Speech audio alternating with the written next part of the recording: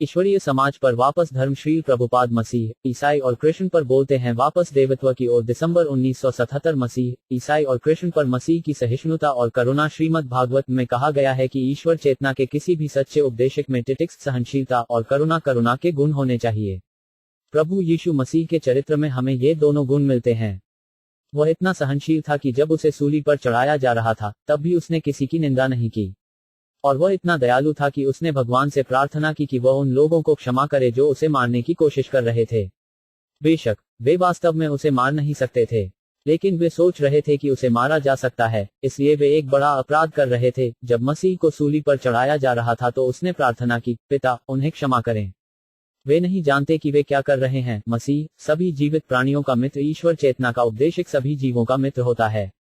प्रभु यीशु मसीह ने यह शिक्षा देकर इसका उदाहरण दिया, तू हत्या न करना। लेकिन ईसाई इस निर्देश की गलत व्याख्या करना पसंद करते हैं।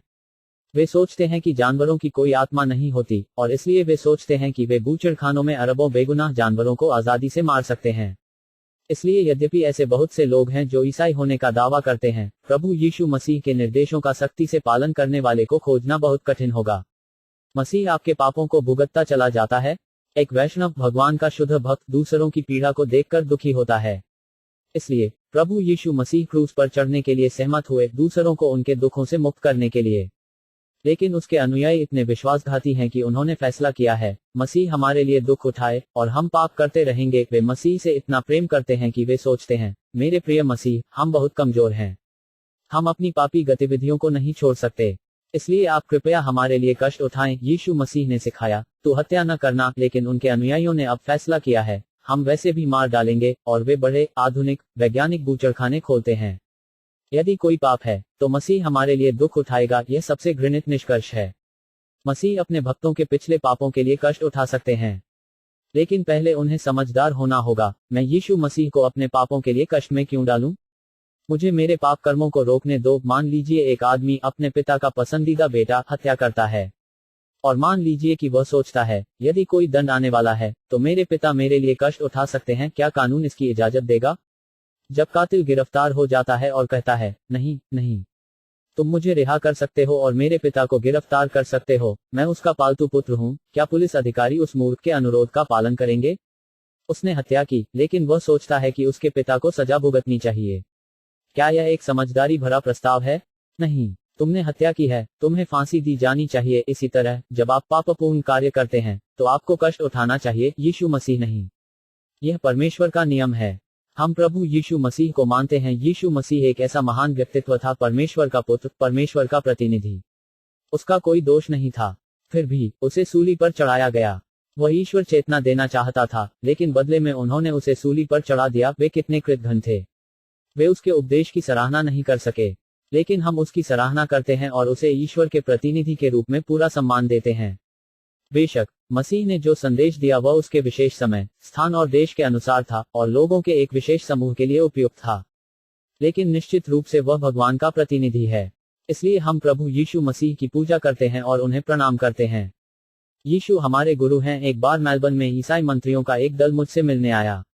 उन्होंने पूछा, यीशु मसीह के बारे में आपका क्या विचार है? मैंने उनसे कहा, वह हमारे गुरु हैं, वह ईश्वर चेतना का उपदेश दे रहा है, इसलिए वह हमारे आध्यात्मिक गुरु हैं। मंत्रियों ने इसकी खूब सराहना की। वास्तव में जो कोई भी ईश्वर की महिमा का उपदेश दे रहा है उसे गुरु के रूप में स्वीकार किया जाना चाहिए। ईसा मसीह एक ऐसे महान व्यक्तित्व हैं, हमें उसे एक साधारण इंसान के रूप में नहीं सोचना चाहिए। शास्त्रों में कहा गया है कि जो कोई भी आध्यात्मिक गुरु को साधारण मनुष्य मानता है उसकी नारकीय मानसिकता होती है। यदि ईसा मसीह एक साधारण व्यक्ति होते तो वे ईश्वर चेतना को नहीं पहुंचा सकते थे।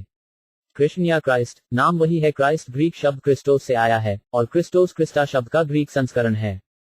जब कोई भारतीय व्यक्ति कृष्ण को पुकारता है तो वह अक्सर कहता है कृष्ण। क्रस्ट एक संस्कृत शब्द है जिसका अर्थ है आकर्षण की वस्तु। तो जब हम भगवान को मसीह, कृष्ण या कृष्ण के रूप में संबोधित करते हैं तो हम भगवान के उसी आकर्षक सर्वोच्च व्यक्तित्व को इंगित करते हैं।